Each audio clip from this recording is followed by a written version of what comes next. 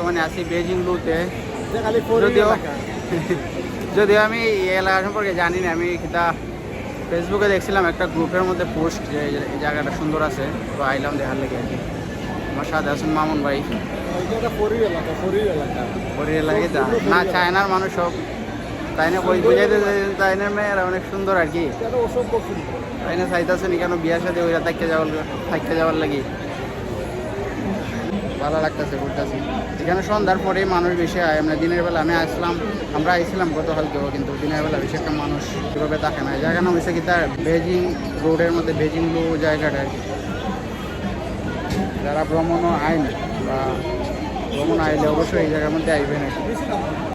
পিছনে যে অনেক ডিসপ্লের মধ্যে দেখা যায় যে মানুষ বাইরে যেতেছে বা কোনো কিছু পরে যেতেছে কি, মানে 3D ডিসপ্লে আর কি।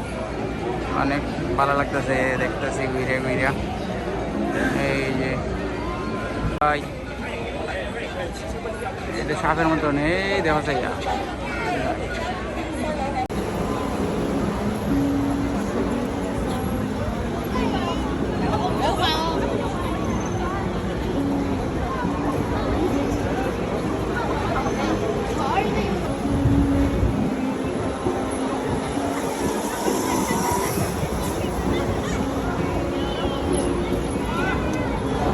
আমরা আইসি মানে সন্ধ্যার পরে আর কি, কিন্তু বাংলাদেশে তো এখানে থাকার কথা, কিন্তু কেউ এখনো দেখা পাইলাম না আর কি।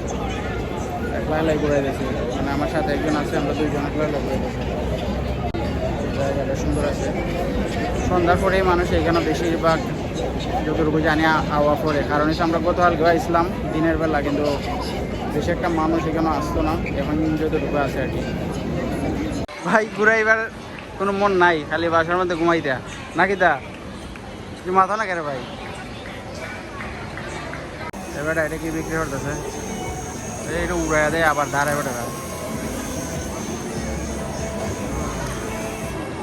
ঠিক আছে। তাই না আইসি পরে ওই বাঙালি এরিয়া যেখানে এখানেই বাংলাদেশি বা অন্য জায়গায় এখনও বাংলাদেশি করে পাইলাম। আমরা যে গুয়াংজুতে আছি, এখানে গুয়াংজু সুন্দরভাবে লেখা রাখছে আর কি।